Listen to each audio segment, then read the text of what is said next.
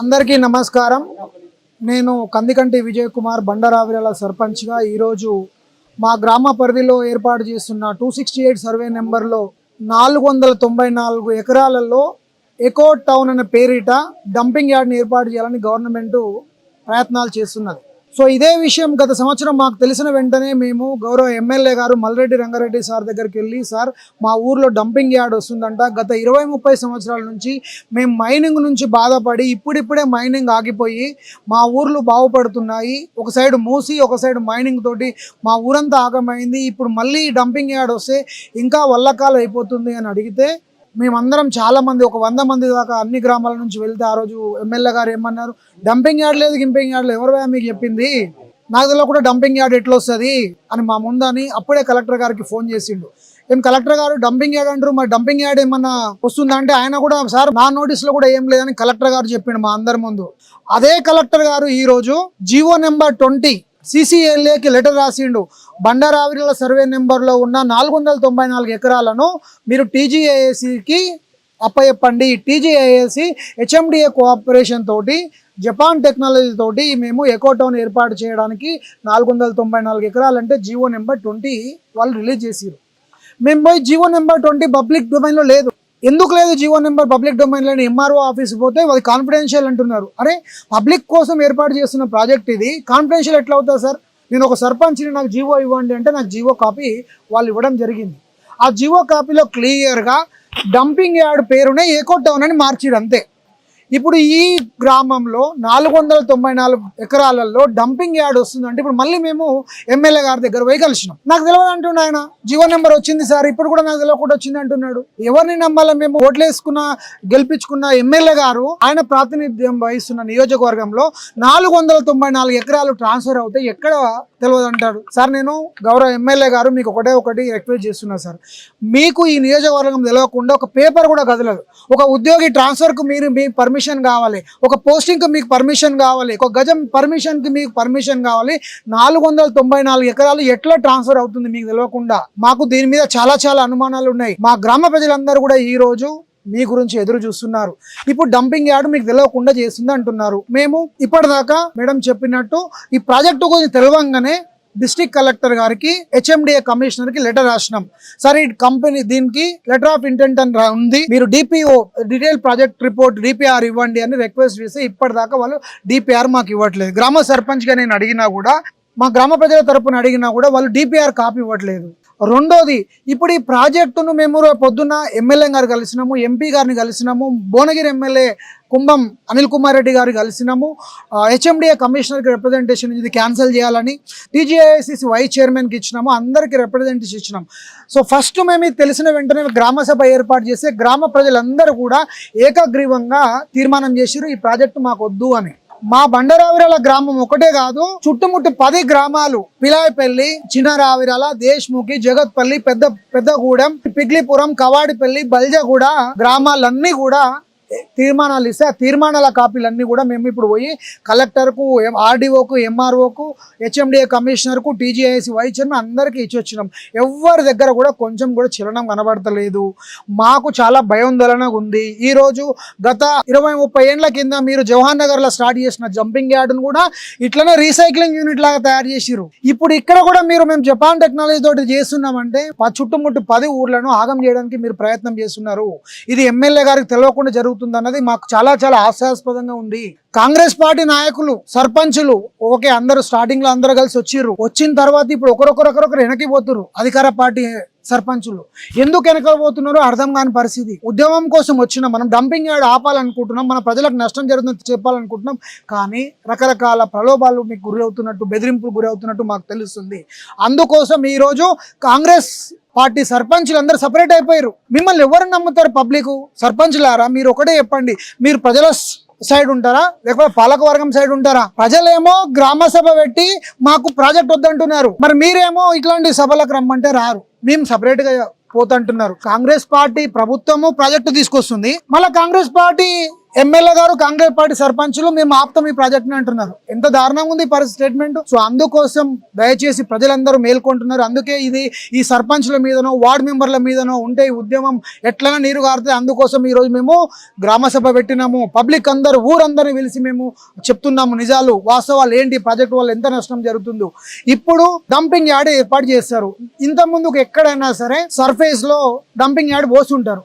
మన దగ్గర 100-150 మీటర్ల లోతు మైనింగ్ చేసి పెట్టారు. ఇప్పుడు డంపింగ్ యార్డు రోజుకు 10,000 టన్నులు వచ్చి డంపింగ్ హైదరాబాద్ చెత్త మొత్తం మన ఊర్లో వస్తే ఆ డంపింగ్ యార్డ్ గ్రౌండ్ వాటర్ ఎంత ఫాస్ట్గా పొల్యూట్ అయిపోతుంది. చుట్టుముట్టు అన్ని వ్యవసాయ భూములు ఉన్నాయి. వ్యవసాయం చేసుకోవడానికి ఏ రకమైన రైతులకి చాలా ఇబ్బంది ఉంది. దాని తర్వాత ఎవరు రియల్ ఎస్టేట్ ఒక్క దెబ్బ నిన్న మన భద్రాచలం హైవే ఆనుకొని ఉంది.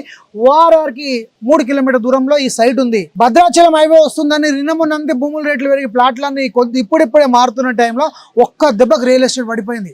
ఆ ప్లాట్ ఒంటోడు లేడు, రేపు పొద్దున తక్కువ ధర కాదుగా ఇట్లనే వదిలేసిపోవాల్సిన పరిస్థితి మా గ్రామ ప్రజలకు వస్తుంది. దాంతోపాటు మీరు వాటర్ పొల్యూట్ చేయడం వల్ల మేము వ్యవసాయం చేసుకోలేం, కనీసం చేతులు కూడా కడుక్కోలేని పరిస్థితి. రోగాలు, చర్మ వ్యాధులు, రకరకాల ఊపిరితిత్తులు ఇమీడియట్ ఎగిరిపోతాయి ఆ దోమలతోటి, ఆ డస్ట్ తోటి, రకరకాల వాసనతోటి. సో అందుకోసం ఆరోగ్యంగా మా కుటుంబాలందరినీ మీరు ఆగం చేసే పరిస్థితి ఉంది ఈ ప్రాజెక్టు వల్ల. రెండోది గ్రౌండ్ వాటర్ పొల్యూషన్ చేయడం వల్ల వ్యవసాయం చేసుకొని తాగడానికి లేదు. మూడోది మా భూముల విలువ పడిపోవడం కాదు, మేము ఉత్తగా భూములు వదిలేసిన రావాల్సిన పరిస్థితి. హైదరాబాద్ పోయినా కూడా మా గ్రామస్తులు కనీసం వాచ్మెన్ పనులు చేసుకోలేని పరిస్థితి ఈ ప్రభుత్వం మాకు క్రియేట్ చేస్తుంది.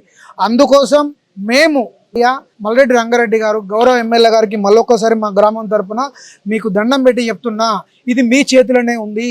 మీరు ఒక్క మాట సీఎం దగ్గరికి పోయి మా ఏరియాలో ఈ ప్రాజెక్ట్ వద్దు అని మీరు కరాఖండిగా కూర్చుంటే, మీరు మినిస్టర్ వద్దు అని ఎట్లా మీరు కూర్చున్నారో, మీరు మినిస్టర్ రాకపోతే నేను రాజీనామా చేస్తున్నారు కదా. ఇప్పుడు మీరు ఈ ప్రాజెక్టు మీ ప్రాంతంలో ఓట్లేసేపించిన ప్రాంతంలో 494 ఎకరాలలో ఈ డంపింగ్ యార్డ్ వస్తుంది. దయచేసి ముఖ్యమంత్రి గారి దగ్గరికి వెళ్ళి మీరు డంపింగ్ యార్డ్ వస్తే రాజీనామా చేస్తని చెప్పండి. తెల్లారే ఈ ప్రాజెక్ట్ ఆగిపోతుంది. మీ ముందే కలెక్టరేట్ లో మొన్న సర్పంచ్ మీటింగ్ జరిగిన రోజు షాద్నగర్ ఎమ్మెల్యే ఈర్లపల్లి శంకర్ గారు మీరున్నారు ఆ ప్రజెన్స్ లో, మీ ముందే మా ఏరియాలో సిద్ధాపూర్ లో డంపింగ్ యార్డ్ వస్తుంది ప్రయత్నం చేస్తున్నారు. డంపింగ్ యార్డ్ వస్తే మాత్రం నేను రాజీనామా చేశాను మీకు అని మీ ముందే చెప్పిండు ఆయన. అదే గౌరవ శాసనసభ్యులు ఈర్లపల్లి శంకర్ గారు వేం నరేందర్ రెడ్డి సీఎం కి అత్యంత దగ్గరి అనుచరుడు, ఆయన దగ్గరికి పోయి సార్ మీరు ఎట్లయినా సీఎం దృష్టికి తీసుకెళ్ళండి, ఇది మీరు ఈ ప్రాజెక్ట్ మనకు కావాలండి. సో మీరేమో మేము మాకు ప్రాజెక్ట్ ఏం తెలియదు అంటున్నారు. మీరు ఉద్యమం చేయండి, మీ ఎంబడి నేను వస్తా. సార్ మేము ఉద్యమం చేయడం కాదు సార్, మేము ఎమ్మెల్యే చేసినాం. ఇప్పుడు సర్పంచ్ జనం నన్ను చేసిరంటే మనం ముందుండి నడిపియాలి. సో మీరు ఎక్కడికి రమ్మంటారు చెప్పండి, నేను ఊరంతా జనం తీసుకొని వస్తా. ఏడికి పోదామో చెప్పండి, ఏడు ధర్నాలు చేద్దామో చెప్పండి, నేను వస్తా. నేను రావడానికి మా గ్రామం సిద్ధంగా ఉంది. ఈ ప్రాజెక్ట్ నువ్వు ఆపకపోతే ఇది మీరు స్టార్ట్ చేసినట్టే మేము అనుకుంటున్నాం. రెండో విషయం సార్, ప్రభుత్వాన్ని కూడా నేను ఒకటే రిక్వెస్ట్ చేస్తున్నా సార్, ఇప్పుడు ఇది హైదరాబాద్ కి అత్యంత దగ్గర సమీపంలో ఉన్న ప్రాంతం. ఓఆర్ఆర్ కి 3 కిలోమీటర్ల దూరంలో ఉంది. భద్రాచలం హైవేకి ఆనుకొని ఉంది.